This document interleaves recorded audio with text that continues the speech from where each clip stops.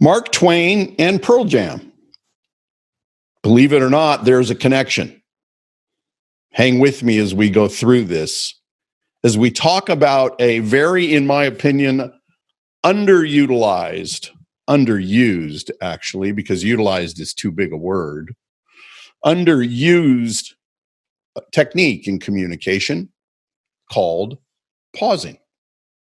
That's right. Silence. Silence that has, as you've heard before, that silence can be very loud. In actuality, that's what I want you to think about. What is the role of silence in how you communicate? And let's be clear, I'm talking about the communication with yourself and the communication with others. I'm hoping by the end of this little talk that I'm doing today that you will more actively search for ways to create deliberate pause in your communication and conversational life. Now, I remember thinking years ago when I read this book, and here comes the Mark Twain part. I promised you that. Mark Twain had this very interesting note about using pause in writing. And he, as the great writer he was, became somewhat famous for using pause. And they asked him basically to write about why pause was such a big deal. And here's what he said. The pause, that impressive silence, that eloquent silence, that geometrically progressive silence, which often achieves a desired effect, where no combination of words, howsoever felicitous, could accomplish it. His point resonated with me that day, and it resonates with me as I listen to the hundreds, maybe thousands of conversations that I have been privy to in my work, is that generally there is too much noise and sound when people are endeavoring to influence. And if you are looking to be whatever you will call more effective or better at communication, I'm going to suggest to you a few ways today, very specifically, that you can deliberately incorporate pause into your work, into your personal relationships, and in my opinion, most importantly, into yourself. So let's start. Let's first look at where pause plays a role in a very, very large sense. I will not drag you through the obvious relevance of the time that we are in. I will only tell you that everybody who's writing about this and thinking about this, at least many people have said that we are in a global pause.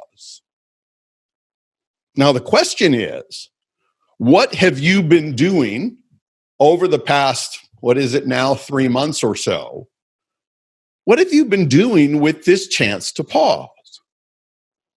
My hope for you, and I'll be honest, what I have certainly endeavored to do on as regular a basis as possible, is to slow down, is to endeavor to learn something about what is going on, to learn from it, and not only to look at what's going on, but more specifically to observe it, to study it, to be much more highly aware of what this present moment has created for us, both in terms of the fear and the sickness and the death, but also in terms of how you have taken the opportunity to help yourself grow and hopefully to help others.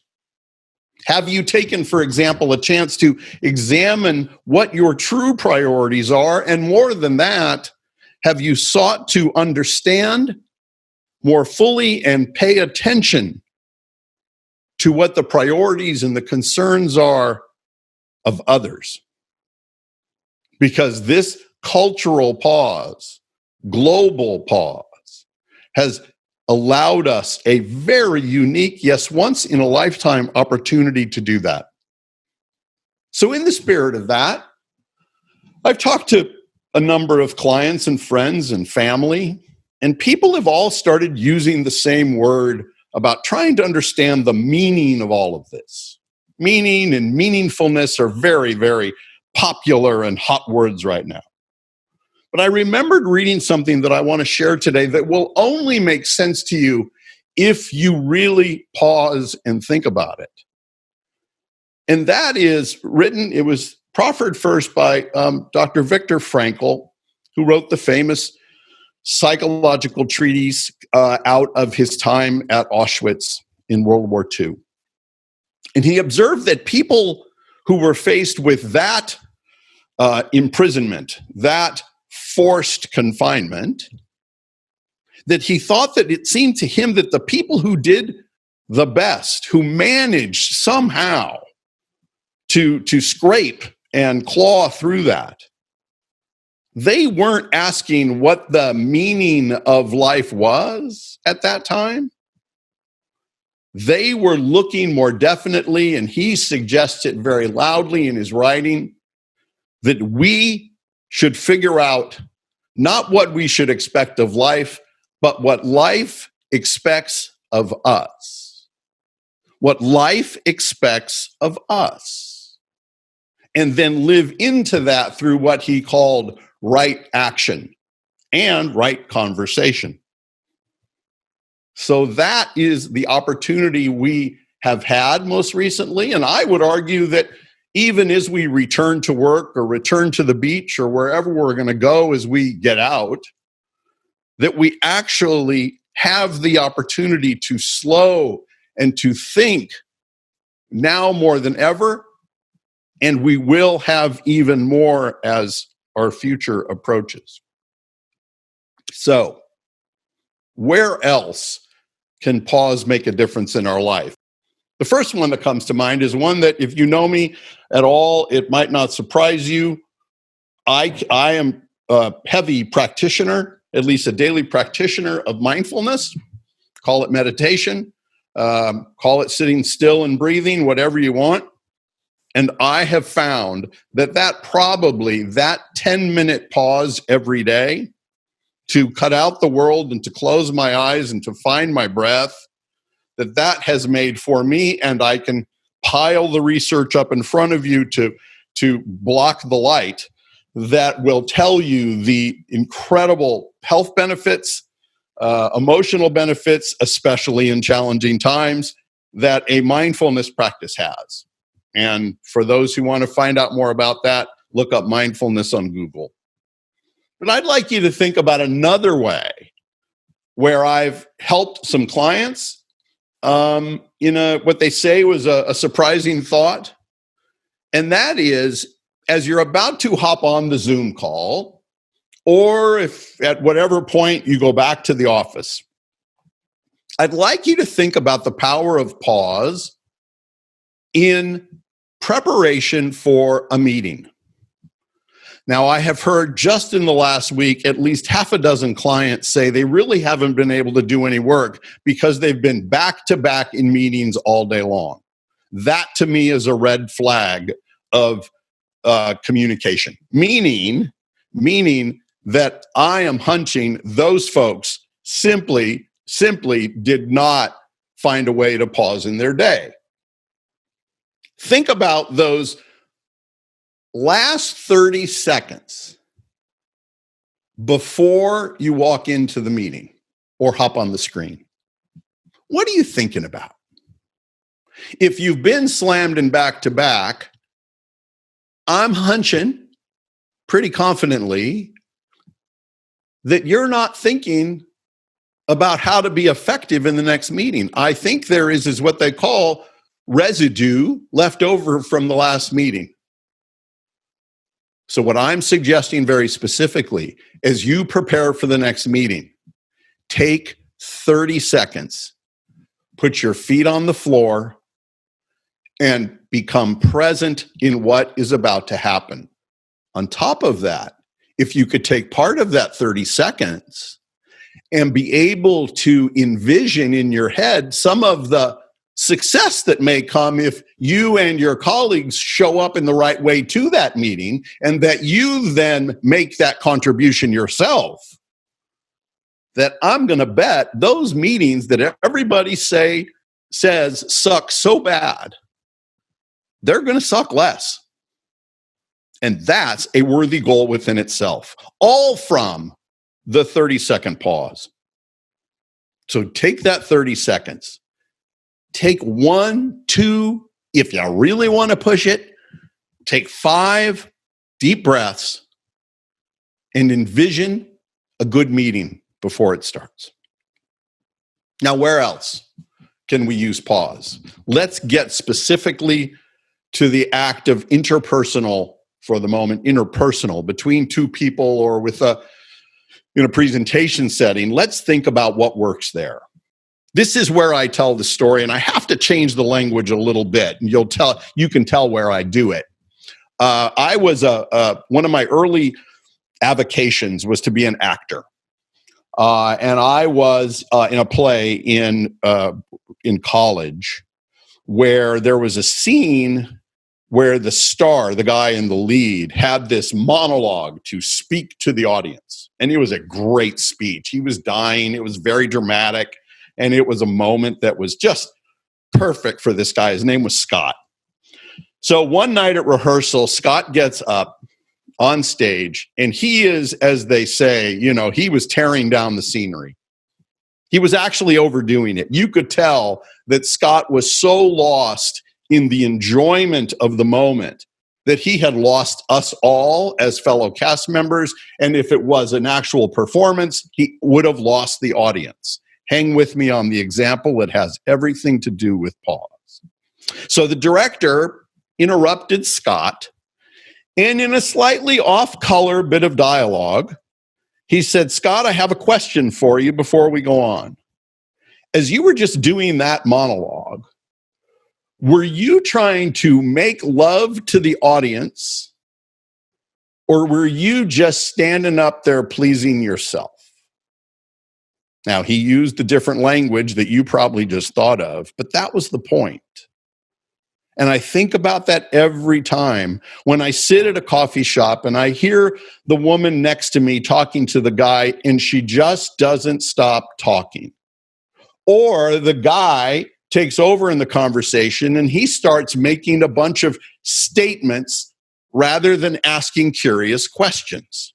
So it is two people who are, to stick with my director's language, who are there to please themselves rather than to connect in a deep way with their audience. And that is one of the most dysfunctional components of ineffective communication, where the person who is there does not take the time to center themselves, become present in a purpose that is located in help and focused in helping the other person in the conversation. The only way you get there, the only way you can get there is to, in essence, again, plant your feet and understand and comprehend the purpose and the power of the right kind of conversation. I challenge you to ask more questions, genuine questions, not the type that you already know the answer to, but ask more questions versus the number of statements that you make. How many conversations have you sat in at work or in your family where there were literally no questions and they were full of, as I call them, little tiny speeches? That is dysfunctional. That is toxic in important relationships. Listen to yourself. That's what the pause allows you to do. Listen to yourself and see how long you're going without stopping. Even if it's a story about yourself, even if it's that, keep it short. Invite other people into your story and look to understand theirs. Last place where you can certainly be much more powerful, influential, and respected and most importantly to me, trusted. And that's in public speaking. Now, we'll do work later on down the road. You'll hear much more from what's going on here with drewkugler.com about public speaking. But I want you to think about this. How much do you use deliberate pause in your presentations? How much do you really, just think about it. Do you use the pace and tone of your voice to allow and help the listener comprehend the importance of why you are standing or speaking in front of them? I have witnessed thousands of presentations, and I can tell you that an inordinately high percentage of them have been rushed, have been more monotone than with any variation. And at the end of it, I think to myself, let alone what the audience thinks, why did I have to go through that?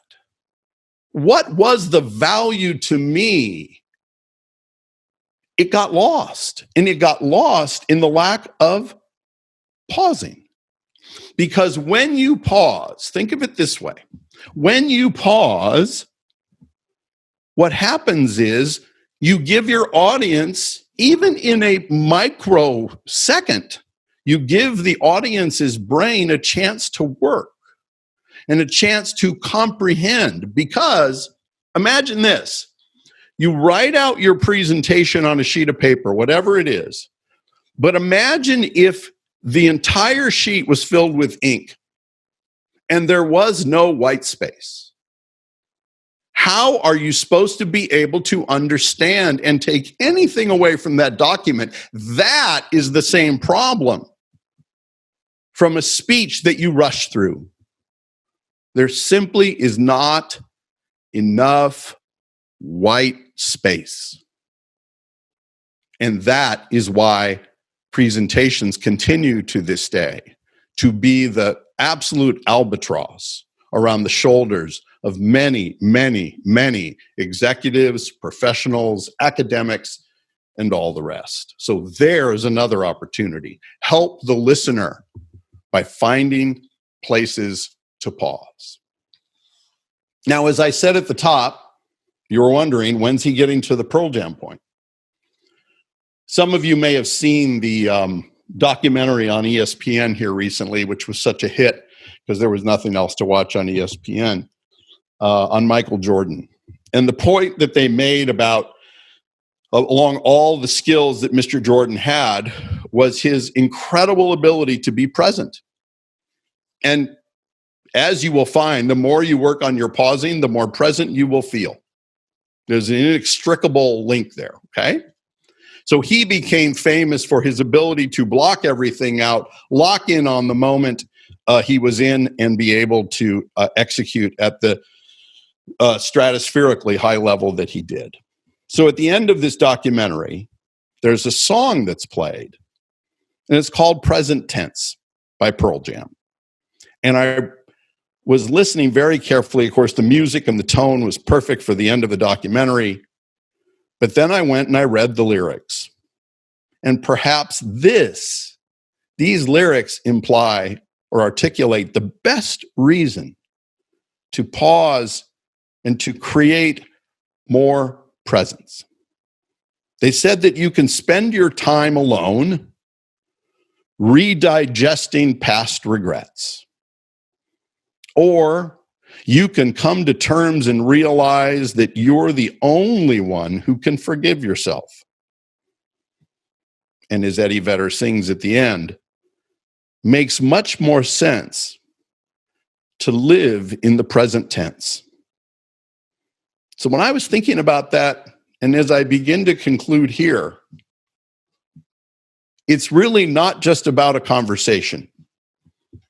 It is about developing moments throughout your day only fueled by the ability and the willingness to pause and to be present, to put your feet on the ground and to feel them there, that will strengthen not only your meetings, not only your speeches, but allow you, most importantly, a way to not only find that meaning that we all have been looking for in this recent past, but to perhaps at its highest level, embrace and pursue what Dr. Frankl talked about.